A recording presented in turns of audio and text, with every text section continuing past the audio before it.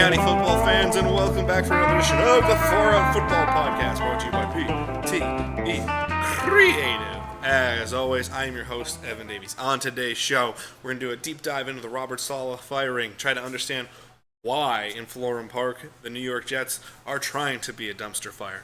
We'll see right here and right now in that deep dive. After that, our mini game for the day, we're going to be playing a game called Trade Markets, where we're going to figure out what's the best market for some of these disgruntled wide receivers to go to really see what's the best fit for them. Should they stay or should they go? That is going to be our mini game. And we're going to do an abbreviated pick segment. So very brief descriptions as to why we're picking things.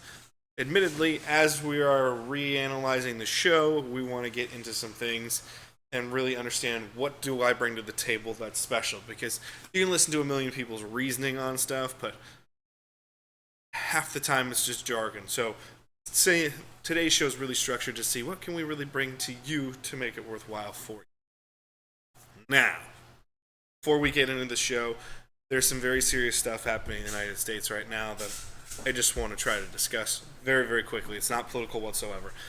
Hurricane Helene, Hurricane Milton have gone through and they've devastated the southeast of the United States. If you've seen footage, pictures, first-hand accounts, the destruction is absolutely devastating. Many people have lost their lives. Even more have lost their livelihoods, their way of life. Their homes are completely washed away in many cases. And it's going to take such a long time for relief efforts to get them back to even close to where they were. And it is absolutely travesty. It's an absolute travesty, I should say. So, with that being said, just wanted to highlight this for you. If you can, head over to the Red Cross, go to Charity Navigator to go pick a charity of your choice, or another relief fund. You can go to the Salvation Army as well. Wherever you can to go get some help for the people in need down in the southeast. I'll be making my donation shortly after the show. I wanted to spread the word as much as I possibly can. So if you want to go to one of those, I'll put the link in the description down here somewhere. But if you have the ability to, go on out, make a donation, and try to help your fellow citizens. We're all hoping for you. We're all rooting for you down south. All the best. Stay safe. We're rooting for you. But now it's time for this show. We're going to go into our deep dive of Robert Saleh. So the Jets, as we saw, fired head coach Robert Saleh after a 2-3 start. They're playing for first place. Everyone's going to keep saying the same thing. They're playing for first place on Monday Night Football against the Buffalo Bills. That is very true. There are some wacky conspiracy theories out there that I am going to address as part of our reasonings as to why Robert Saleh got hired, which I don't believe in whatsoever. But I have done a complete deep dive into his entire tenure, looking at statistics, looking at the way the team has played. And I've really narrowed down his firing to three things. Number one is the offensive woes. In Robert Saleh's tenure, the Jets have never had a successful offense. And when I say successful, I'm not even saying great offense. I'm saying competent. Because the way the defense has played since he got there outside of 2021, a competent, league average offense quite possibly could have made them a playoff team in some circumstances. So, it's offensively, that's the reason Robert Saleh is fired, number one. Reason number two is franchise dysfunction. Those who don't know, Robert Saleh was not hired by the owner Woody Johnson, or as he now wants to be referred to as Ambassador Johnson, because he was the UK ambassador during the Trump administration from 2016 to 2020. Well, 2017 to 2020 into 21. Robert Saleh was hired right before Woody Johnson came back from his tenure of being the ambassador there. Okay? Wild. His brother, Christopher Johnson, who is the managing president, director, or whatever the hell you want to call him, of the team at the time, he made the call on Robert Saleh to be hired. So, automatically, we have a dysfunction where we can see Woody Johnson never really believed in Robert Saleh, really probably never would have hired Robert Saleh. And He's been stringing along. Now he goes and gets a quarterback for him. He gives him the fair shot, saying, "Oh, he got hurt last year. We're not going to count that against you. But I want immediate results this year."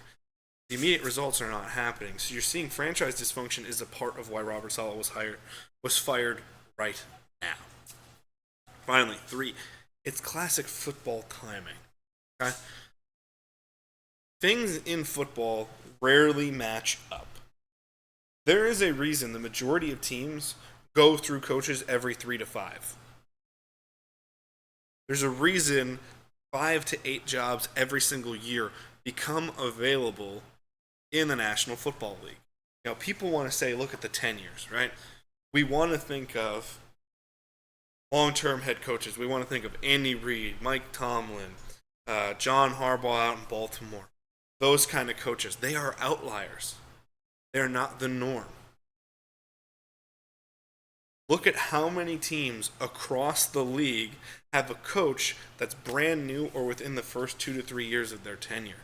That shows you a hell of a lot more. Take the NFC West, for example.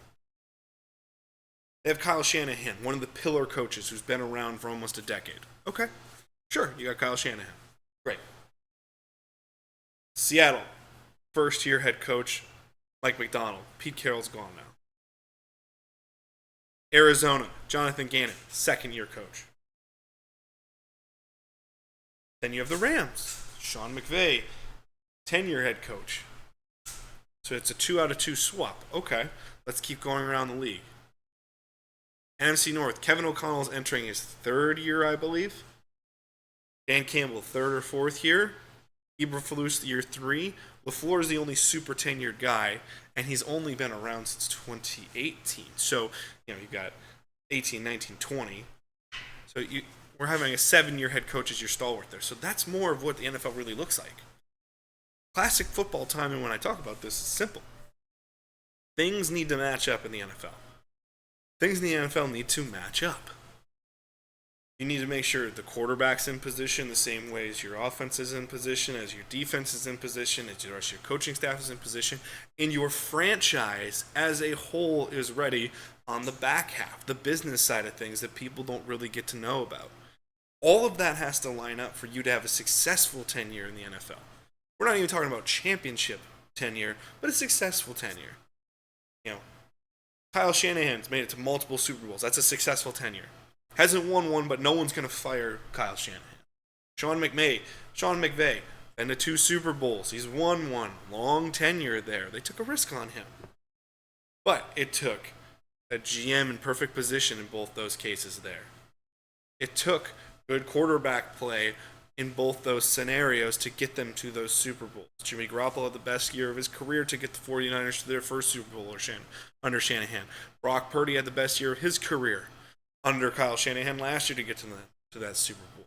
Offensively, they had the pieces in place to make those teams successful. Defensively, they had good, dominant defenses from time to time that could play in those things. And they had the GM, the team president, the team owner, all in lockstep. This is our unified vision with the right people to make this successful. The Jets don't have that. So let's go through the Robert Saleh, argument right here and now. Classic football timing. Okay, let's say he's a good coach. Let's assume he is. The record would say otherwise, but he's a hell of a defensive mind. So can you say he's inherently bad? No. But it's not working out as a head coach. But let's just say for the exercise, he's an okay coach. Did they ever have the quarterback? No. Aaron Rodgers is the best option he's ever had at the quarterback position. He is not playing well. He is he's starting to look like what some people would call washed up Aaron Rodgers, where he's not the same as he used to be. I don't know if we're there completely, but he's certainly not MVP Aaron Rodgers of 2021. That's not where we're at. He's certainly not Aaron Rodgers of 2014, 13, when he was one of the best, if not the best quarterback in the league. So no quarterback. All right, what about the rest of the offense? The rest of the offense was not good. They just kept slowly picking up pieces. Their offensive line has never been great. This year still shows they have problems, and it's the best line they've had since Robert Saleh got there. Breece Hall was injured for the majority of the entire season. Otherwise, they really haven't had a running back outside of his presence. Garrett Wilson, they picked up in 2022. That's one receiver. Do they have a second receiver until this year? No. Do they have a tight end group that can really do something? No. So, where are we really going here, and why does that matter? Now, let's continue. Defense. Since 2021, when they were legitimately the worst defense in the NFL, they picked up a ton of pieces, got better towards the end of that year, and 2022 turned into one of the best defenses. So you know they have the defense. Now let's go to the franchise model. So in this already, we're seeing there's about 5 pieces to really successful teams and their tenures to make head coaches. Coach, the quarterback, the offense, the defense, the franchise. He's missing 2 of them, and we haven't even gotten to one of the biggest components there is, the franchise. Number 5, the franchise. Do they have a good GM? My opinion, no. Joe Douglas has done a decent job trying to pick up talent, but he's never figured out quarterback. He's never figured out the offensive line. They've taken swings. I'm not saying their moves don't make sense. But ultimately, at the end of the day, they're responsible for them making sense. You're never going to bat 1,000. No one's ever going to say if you have every pick you make is great and one sucks. No one can rightfully say, well, you're a horrible drafter or you're a horrible free agent assessor. It's not the case here. Joe Douglas has had a decent job. 2022, Sauce Gardner, Garrett Wilson, a lot of the defensive pieces that they've picked up, they've all been really good. But offensively, they've struck out at the quarterback position. The wide receiver position's never really been solid until this year. And it's still not really solid because they can't build the chemistry. And you have a franchise owner who doesn't inherently believe in the coach, wasn't involved in the hiring process to get him there. I understand there's legal matters for that, and the political spectrum of the United States is tricky when it comes to business owners, no matter which way you lean, because the traditional method is once you enter U.S. politics, you leave your business on the side. You don't really operate your business. You have a proxy kind of come in and do that until you're done with your political life. Who knows how much Woody actually did that? But we can see the traditional model is we have many politicians in the U.S. history that said, okay, someone else take this. I'm done. Maybe I take it back when I come back, but there's that. When I come out of public office and public life. Or you have the Trump presidency model in which he just didn't care and kept doing his businesses and just kept trying to raise money for himself. So, and that's not arguable by either spectrum of politics. So it's tricky to see where that was. And when we apply that to the Jets, why that's important to know is it doesn't seem like Woody took the second model. He took the first model, more of, okay, sure, you can talk to me, sure, I'll be as involved as I possibly can, but I'm an ambassador. I'm not a football owner. So he's not involved in his own operation, and his brother, frankly, isn't good. He's not a good owner, and his brother's an even worse owner by proxy, and it's a wild concept. So Robert Saleh, from the start, was kind of screwed. Just kind of screwed. Now, that shows classic football timing, football dysfunction. We talked about offensive woes. I want to rattle off some stats here for you. Total offense. We'll go through offensively and defensively here. Total offense. In 2021, they were 28th. 22, they were 29th. In 2023, they were 29th. In 2024, they currently rank 23rd. Okay? Now, let's look at their touchdown percentage on their passing offense, because their passing offense has been the worst. The running game at least kind of got going some years and was functional. Their passing game's never really been functional. They can score a touchdown off a passing drive 3.3% of the time. Which is 28th in the league in 2021. They were 31st with 2.4% in 2022. They were 1.8%, which is dead last in 2023. We all saw those woes last year. And this year they're up to 4.2%, so that's 13th. That's great. The high of this year is 8% right now, so that's still not tremendous. Rushing offense, 27th, 25th, 22nd, 22nd. So even when we think the rushing offense is a little better, it's not great. Now, let's give that a little bit more context. Points per game. 2021, they were 28th in the league with 18.2 average points per game. 29th in 2022 with 17.4. They went down even further and went 29th again with 15.8 points per game last year. This year, we have Aaron Rodgers. We picked up Mike Williams. We went and picked up, Alan Lazard's going to be better now because Aaron Rodgers is here. We have Braylon Allen to complement Breece Hall. Our offensive line is fixed. Everything's going to be better. They're ranked 25th at 18.6 points per game. Offensively, they cannot get it together. Let's go to third down conversions. I think that's an interesting stat. Third down conversions. 27th, 28th, last year, dead last in 32nd. Now this year, interesting fact, they're 10th with 42.3%. They're in the top third of the NFL in third down conversions. Problem with that, though, they're also third in the most third down situations, so it means they can't be successful on first and second down. They're in third down, the third most out of any team in the entire league with 71 third downs. Guys, it's week 6. Here's another one. Scoring drive percentage. The amount of drives or the percentage of drives that end in a scoring play. That includes field goals or touchdowns. 2021, they're 28th at 29.4%. 2022, they're 27th with 29.9%. 2023, they are also 29th with 26%. This year, if you want to see if there's a difference or not, they're 27th at 30.9%. That is the highest total of the Robert Saleh era.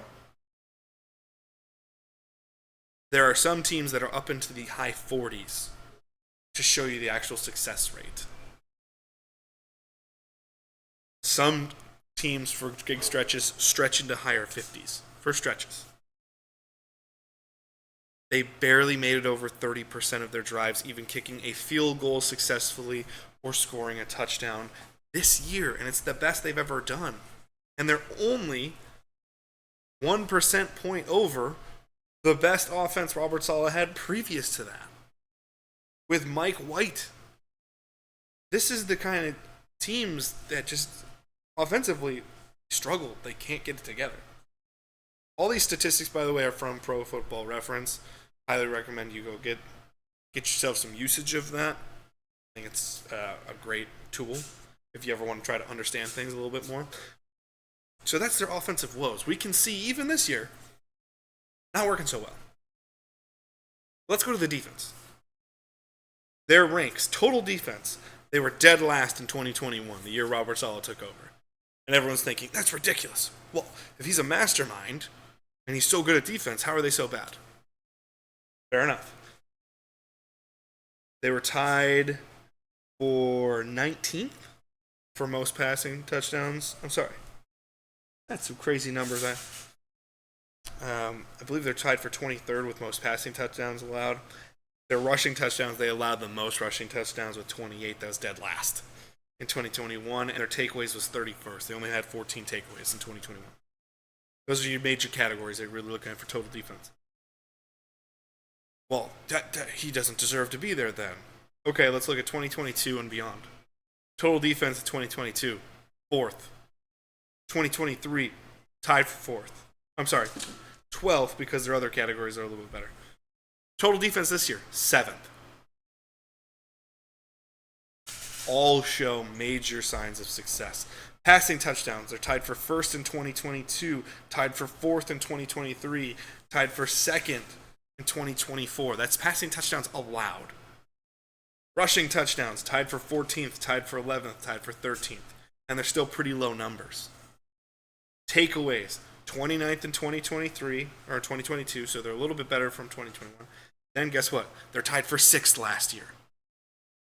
This year they're currently tied for 14th. But we're not really seeing those stretch marks yet because we haven't had the full sample size. But still, market improvement from 2021 when he first took over to 2024 when he finally was let go of his position. So defensively, that wasn't the issue. So why on earth are the Jets, who their defensive mastermind is their head coach, who's really brought the spirit of that defense up, really been one of the biggest catalysts for making your defense better? The only reason that you have been remotely functional in New York has been your defense. So why is the defensive guy the first thing you fire? It makes no sense. It doesn't make sense, and that's why people are clinging to straws. But it goes back to the 3 reasons I said. Offensive woes, franchise dysfunction, classic football timing. You have an owner who didn't believe in you during a dysfunctional franchise that's never been good since he's got there. They made 2 AFC Championship appearances with Rex Ryan. They were wild card teams. They were, I don't want to say flukes because those were good Jet teams, but it's not as if they were consistent for years and years and years and that was their peak. They kind of peaked and then went straight back down within a year or 2. That's the best of Woody Johnson's tenure of a quarter century of owning that team. So it's a franchise that's not a first success with an owner who didn't believe in this coach from the first place, with no timing to make it successful, and an offense that has never gelled during his tenure there to do that. Ultimately, I don't think Robert Saleh deserves to be, with these numbers in mind, deserves to be the head coach any longer. But why now? That's the real question. It's not, should he be the New York Jets coach? I don't think he should. But I don't think right now, when they actually had an opportunity to kind of coalesce, see what could happen if they had a semi-functioning offense. You know, they're at least scoring a touchdown usually every game, maybe 2. They can at least be functional. You could make the argument they could have beat Minnesota this last week. So what's the real difference? This is a team that's gone over to just, we're worrying about what's good for Aaron, and that's it. And I'm not even going to say the conspiracy theory is it's all Aaron Rodgers' fault. I don't fucking know. Nobody fucking knows. Outside of the people in the power hierarchy that are high up on the food chain in the Jets. Nobody fucking knows. Except Woody Johnson, Joe Douglas, maybe Aaron Rodgers. Maybe. That's why he's gone. They haven't had the success that they want, and they have an impatient, poor owner who, and by poor I mean skill-wise, not money-wise. They have a poor owner who absolutely sucks at being an owner and is far too impatient with his team. That is why the Jets are in the situation that they're in, and that's why they fired their coach. Now, I want to talk very, very briefly, because I did see that in some of my comments my comment section, I should say, from the ONETA Show on Tuesday when I first addressed Robert Saleh's firing. Robert Saleh the last 2 weeks has been spotted by wearing a Lebanese flag. And I had a lot of foolish people, and yes, I'm calling you foolish, say in the comment sections, well, the reason he was fired is because he was wearing a Lebanese flag, and he's supporting Lebanon in the war against Israel. It's not what he's doing. It's not what they're doing. The NFL has something called the NFL Heritage Program. They're trying to grow the game globally. You can see it on player helmets. You can see it on coaching sleeves with their patches. This has been going on for the last couple of years. They're trying to grow the game globally, and they're trying to show how many people and how many different heritages, ethnicities, backgrounds their players, their coaches, the NFL as a whole come from, so they can appear as a more worldly game. It's a business practice, and then it's a nice celebration of someone's heritage. That's the whole point behind the Heritage Program. It's not to secretly out people and think of these wild fucking conspiracy theories. because we're getting into very dangerous territory of thinking that one segment of the world's population secretly controls it. We're getting into ridiculous stereotypes that have been damaging for thousands of years when you play that game, and it's not the reason Robert Saleh, the head coach of a football team, was fired. Anyone out here in the comment sections that is, in any comment section, not just mine, anyone out on the internet trying to tell anybody Robert Saleh only got fired because he wore a Lebanese flag and therefore he is against Israel in the current war in Gaza, so ergo he got fired because of his support for that. Anyone who's saying that needs to have a hyper dose of reality. Okay? Wasn't fired because of that. He was fired because he wasn't a successful football coach and an owner who didn't know how to time a firing properly, because he's too impatient because he thinks he has a Super Bowl team, and they fucking don't. But he wasn't fired. He was fired. He wasn't fired for being of Lebanese heritage. Anyone who thinks that is out of their fucking mind and needs to reassess some stuff. Plain and simple. And I know that's the strongest comment I've made on this one, but guys, I said this on the ONETA Show. Until we can agree on what reality is, we can't have public discourse that's worthwhile. Everyone's entitled to their opinion. I encourage anyone to have their own opinion. But sometimes you have to look at your own opinions and realize you're fucking wrong, because they're ridiculous. Just have to. I've had ridiculous opinions in the past that I've had to reassess. Everybody has. We learn, we grow, we get better. But if you're just going to continually be in this echo chamber of internet comments and chat rooms and conspiracy theorist shit, if that's all you're going to do, the world's a very dark, sad, horrible place to be in when you do that. The world is not as bad as people think it is when you allow it to be great. When you allow yourself to see all the good things in the world, not just the bad. Get out of the fucking comment section and get out of the conspiracy theory. That's not why Robert Saleh was fired as the New York Jets head football coach. We're going to go to a quick break. We're going to come on the backside with today's mini game and our pick segment. Stay tuned. I hear you guys are really liking PTE Creative's content. And you know what? You should, because it's pretty rad. You may even want to support the channel even more. Well, there's a way you can do it and reward yourself. And that's by going to our Etsy shop. Head on over to PTE Creative's Etsy shop and you can find all kinds of cool merch like you see on screen. You may be watching some of our Pokemon themed content and going, I'd love some merch there. You can do that. You can even get our custom Fakemon stickers right there, or stickers of existing Pokemon, t-shirts, or mystery packs. But you may be saying, I don't know if Pokemon's maybe my vibe. You know what? That's fine, because we have all kinds of fun, snarky millennial content and sports-related things over at the Etsy shop as well. You maybe got some big bench warmer energy that you just got to spread with the world. Or maybe you just need to tell people that you hope both teams are having fun as they're playing, because it's just all about vibes to you, and you hate to see it. You'd hate to see it if you didn't get your merch. You can go get that merch right here, right now. Head on over to Etsy. Go to etsy.com/shop/PTE Creative and go get yourself some awesome merch and go support a local content creator in this community we call the internet. Hope y'all see some great merch coming soon from Etsy. Go to PTE Creative on Etsy and get yourself some great merch now! Alright, folks, thank you for listening to those messages. We really appreciate it. Head on over to Etsy to go get yourself some really cool gear. That's all based on PTE Creative content. We'd love to see you get some. Now, we're into the minigame. Today we're playing Destination Maps Marketplace. So, we're going to be having an eye on the wide receiver market. We have a lot of disgruntled wide receivers, or we have a lot of teams that are in dire straits that may be in fire sale mode very quickly.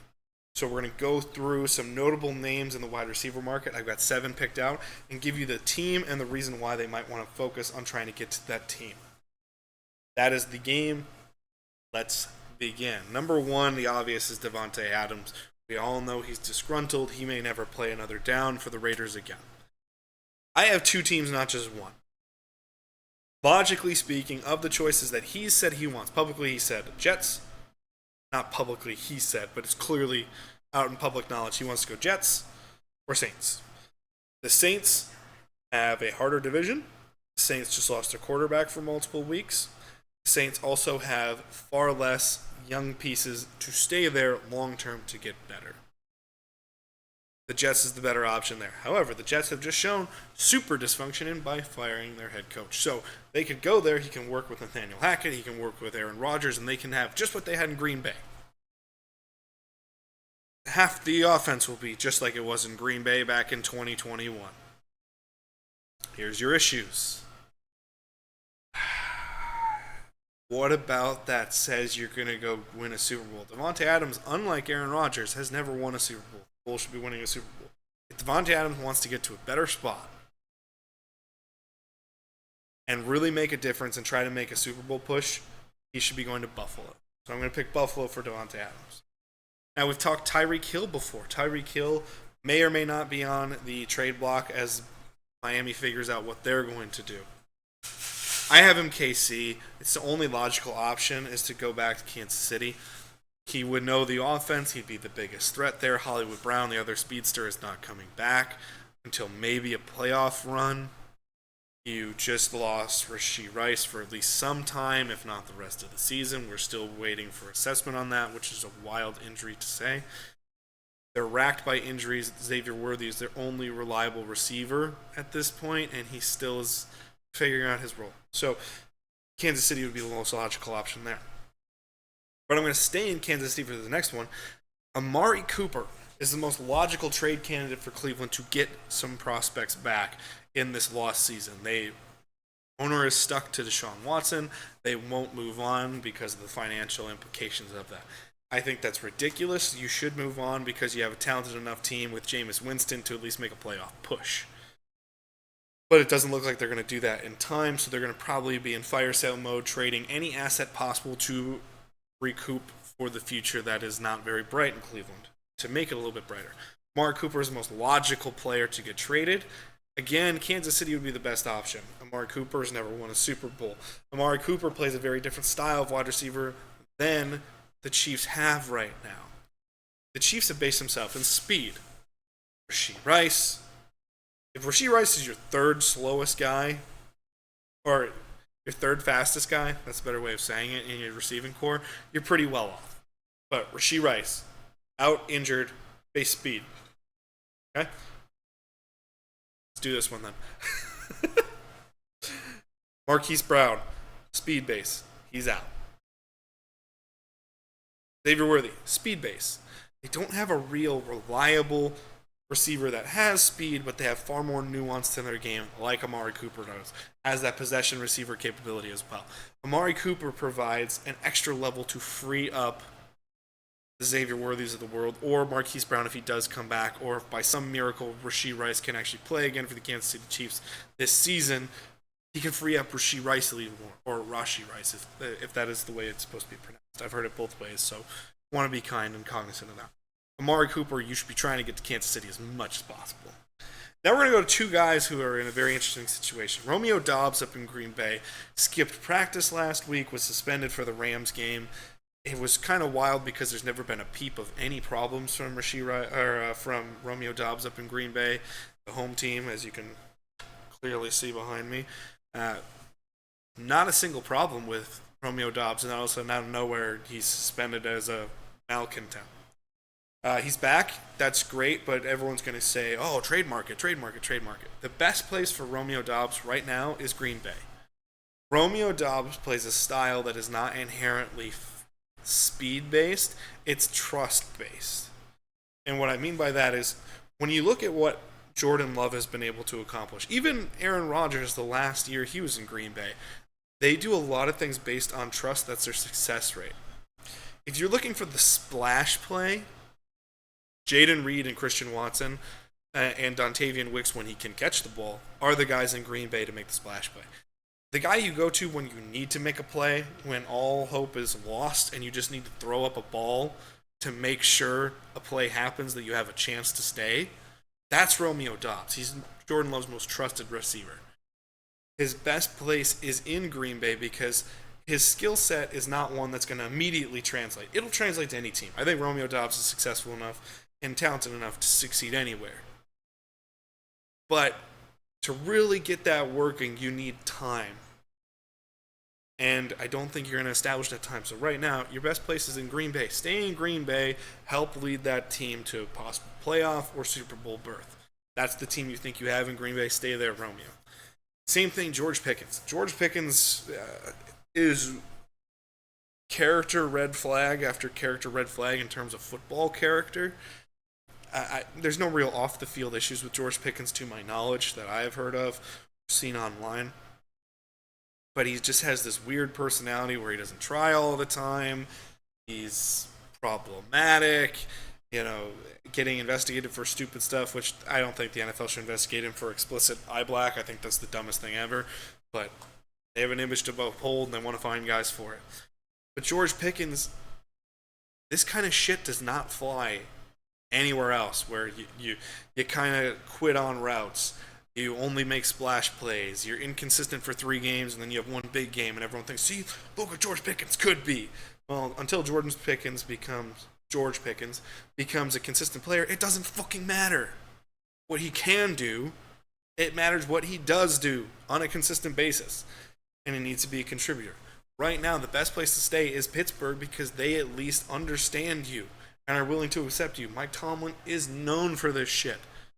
Stay there and get better, because if you want to get traded, that's not going to be the way to go.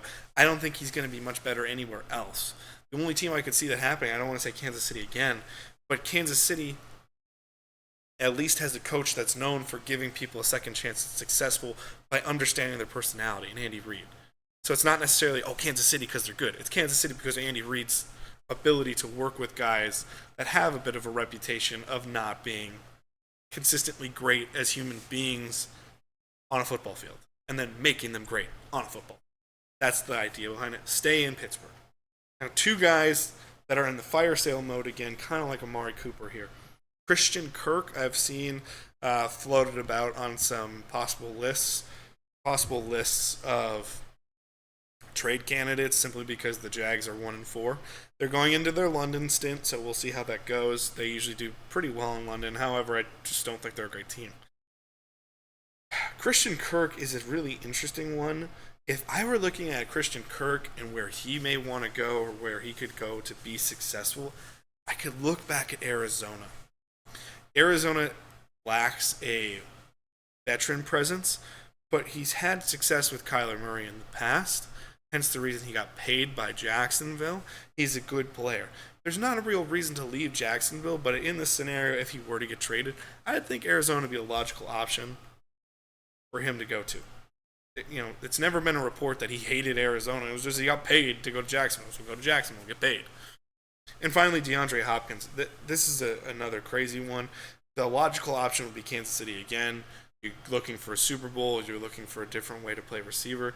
Who knows if Tennessee's actually going to drop him, but they might have to, since the play of Will Levis has sank their season to a degree.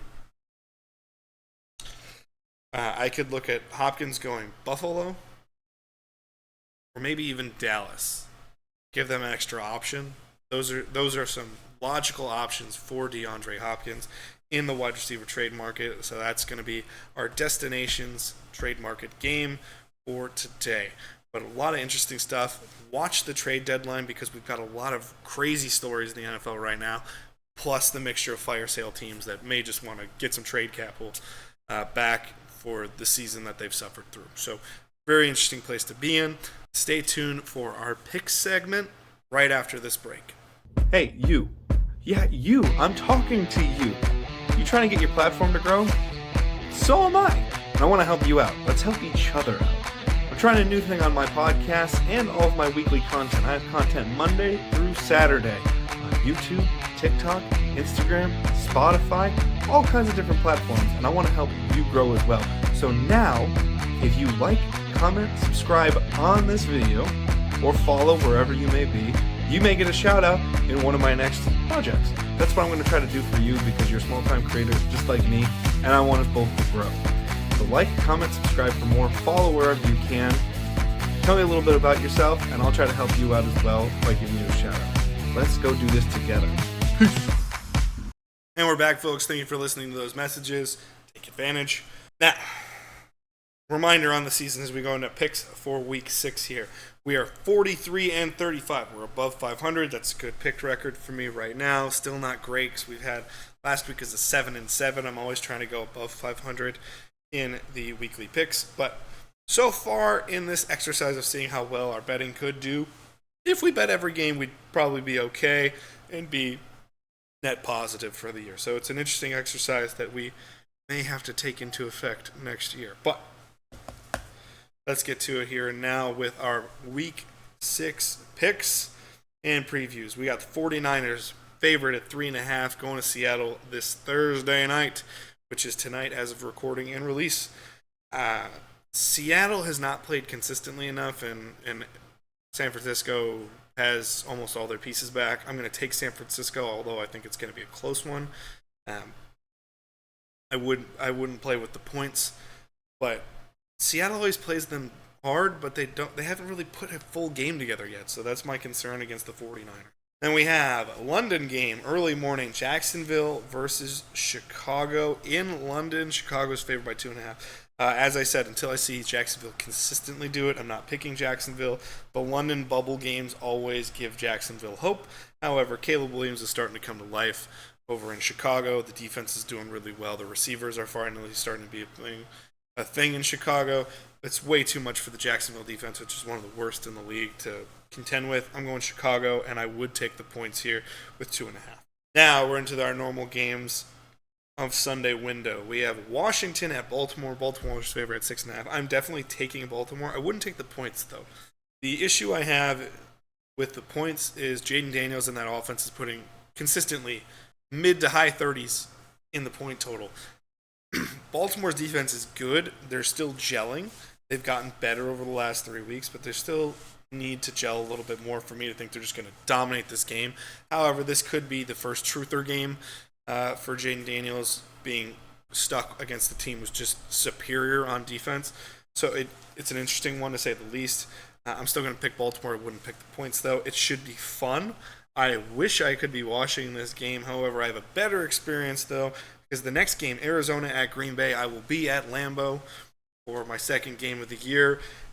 Green Bay is favored at 5.5 against Arizona. I will be picking Green Bay.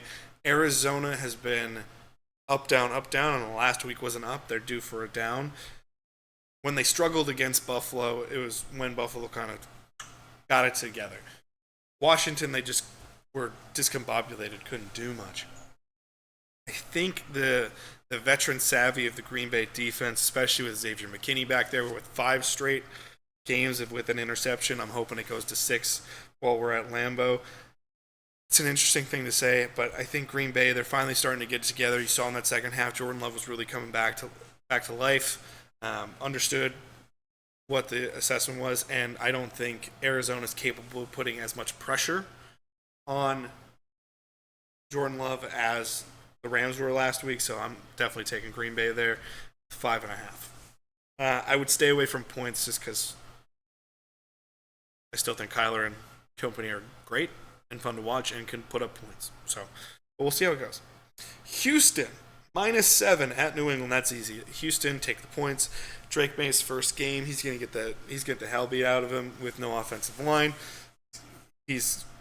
I think Drake May, unfortunately, is gonna look very much like a stereotypical rookie with a bunch of sights he's never seen on a defense because he's only played preseason football outside of that one relief effort at the end of a game a couple weeks ago. Easy, Houston -7. Nico Collins going down does suck, but at least if you're going to lose him for a game, if you're going to lose him for a couple games, at least one against the Patriots doesn't suck. Tampa, -3.5 going to New Orleans. New Orleans was without Derek Carr. They're going to be starting Spencer Rattler. I will be taking Tampa in this game. New Orleans was already playing inconsistent as it was with Derek Carr being far more discombobulated, couldn't get the passing attack together, very inconsistent with the rushing attack. I don't think starting your rookie quarterback is going to magically solve that, especially against a team like Tampa who takes advantage of situations like that. I will be taking Tampa, and I will be taking the points there. Cleveland at Philadelphia. Philly is highest point spread of the week, favored at 8.5. This is easy. Cleveland absolutely sucks on offense. Deshaun Watson is awful. I don't like Stephen A. Smith, but I would recommend his clip about Deshaun Watson from Monday, where if he could be arrested for being awful, he would support it. Cleveland, until they get Deshaun Watson out of the lineup, I'm pretty sure I won't be picking them. I'm not going to do it like Jacksonville, but this is so easy. I don't like a point spread of 8.5 because the Eagles show that they don't take care of business, but Cleveland sucks that bad that I'd still play with them. Indianapolis -1 going to Tennessee. I will be taking Indianapolis here. I think Joe Flacco's actually playing pretty well. Indy has more pieces, and Tennessee refuses to get out of their own way. Very simple. The 1 point spread, I understand it's because they're not sure. Straight up winner, I would take Indianapolis here. Los Angeles Chargers -3 going to Denver. Denver's defense has been showing themselves to be pretty good. However, their offense is still sputtering from time to time. Bo Nix looks good, and then he looks really bad. Then he looks okay, and then he looks horrible, and then he looks decent. It's all over the place. I will be taking the Chargers in this one, especially coming off a bye week, getting a little bit healthy. I think the Chargers are going to do fine, and I would take the points as well. Pittsburgh -3 at Las Vegas. I'll be taking Pittsburgh. Aiden O'Connell will be playing for Las Vegas. Devontae Adams is still out. Therefore, the passing attack isn't going to be great. They don't have a good rushing attack in Las Vegas, especially without the compliments there. Plus, on top of that, Pittsburgh, who knows, going to play a quarterback. However, we know they're going to probably put up enough points to beat a Vegas team. That doesn't make a whole heck of a lot of sense. I'll be taking Pittsburgh. Atlanta -6 at Carolina. What more do you need to say than Atlanta with talent? Just threw for over 500 yards and was great against Tampa Bay. Playing one of the worst, if not the worst team in football. It is obvious. We're going to be taking Atlanta -6. I would be hoping and rooting for an upset, especially because one of the people going to Lambeau with me is one of our best friends who is a Panther fan. And for her sake, I'm always kind of rooting for them in games I don't really give a shit about. I hope they can pull the upset. I don't see it. Atlanta -6. I'd be taking that, and I'd take the points as well. Detroit -3 at Dallas. That is easy for me. I'm taking Detroit. Dallas, they can't stop the run, and they're not very good at stopping the pass either. They are still without DeMarcus Lawrence. They're still without Micah Parsons. Deron Bland is still not returned. Their defense, which was already depleted with those players, doesn't have them. Plus, on the offensive side of the ball, they couldn't do shit against Pittsburgh. Now, I think Detroit's defense is not as good as Pittsburgh's, but it's still pretty good. Comparison, so. And I think they will easily outscore Dallas, so I will be taking Detroit, and I will take points there.